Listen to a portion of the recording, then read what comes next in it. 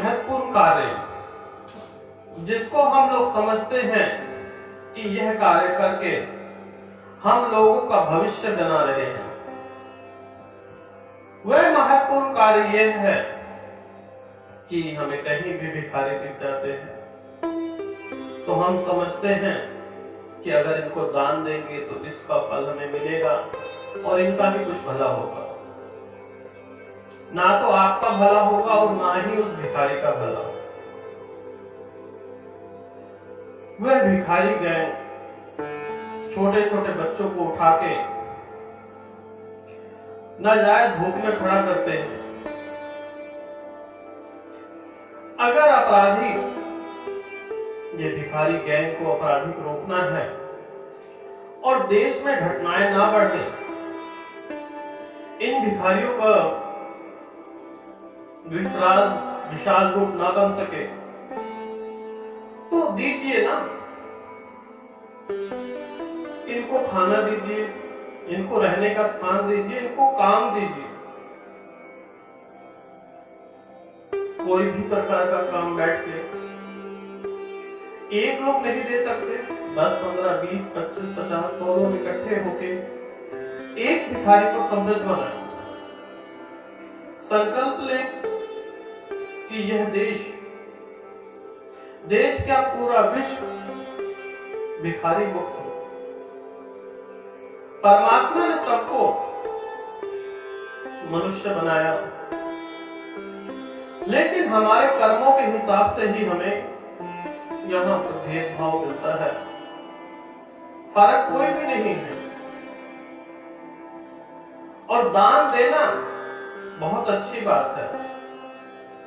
बिना दान के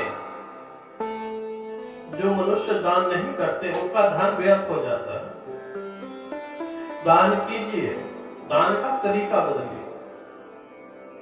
छोटे से उपाय से गरीबी भी मिटेगी, साक्षरता भी आएगी और हमारा कल्याण भी होगा। जो आजकल हम लोग कर रहे हैं, कहीं फुटपाथ पर कोई भी दिख गया पैसे निकालते हैं,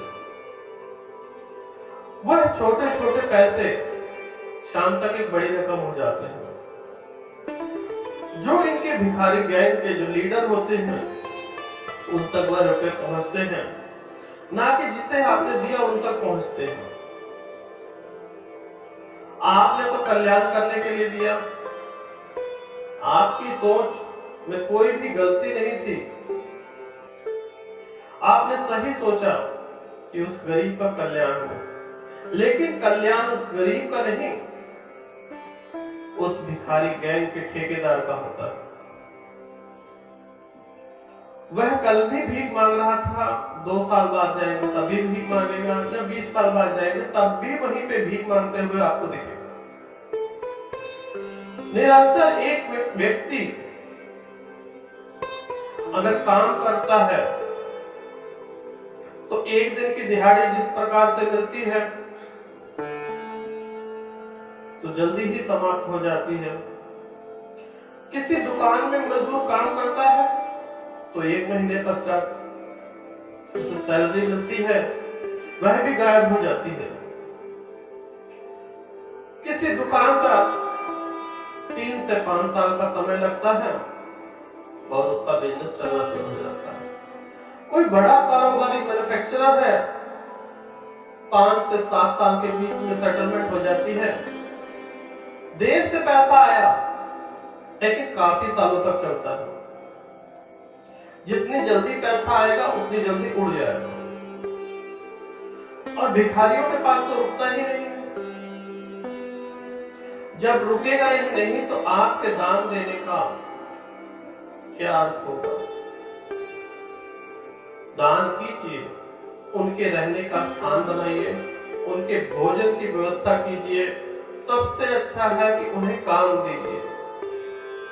काम नहीं दे सकते, बहुत ज्यादा वह लूले लड़े हैं, उन्हें किसी इलाके में छोटा सा कारोबार खोल दीजिए। फूलों का काम है, चलते फिरते लोग आते हैं। पेस्ट्री बेकरी छोटी सी खोल दीजिए, बिस्किट नमकीन, जिससे दिनचर्या से उसका तो भोग लगेगा ही लगेगा। आपके मोहल्ले में भी कुछ सहायता हो जाएगी। निरंतर भीख देने से अच्छा है उसे काम दे। गरीबी मिटाएंगे, गुंडागर्दी भी खत्म होगी, आपके बच्चे भी सेफ हो जाएंगे। जो यह गिरोह है, यह आप जैसे लोगों के बच्चों को ताड़ते रहते हैं, देखते रहते हैं कि जहां से सावधानी माता पिता की हटी और उन बच्चों को उठा ले जाते हैं और उनके हाथ पैर काट के भीख मांगने में छोड़ देते हैं। किसी के हाथ काटे, किसी के पैर।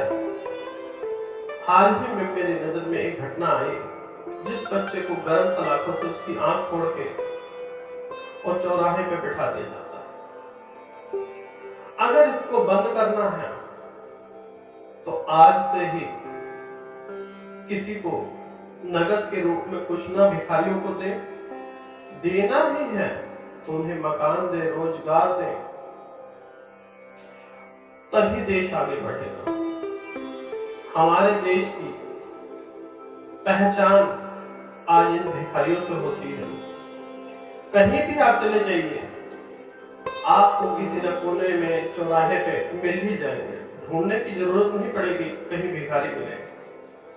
मंदिर के बाहर तो मिल ही जाते हो, लेकिन किसी भी स्थान पे चले जाइए आपको ये मिल ही जाएंगे।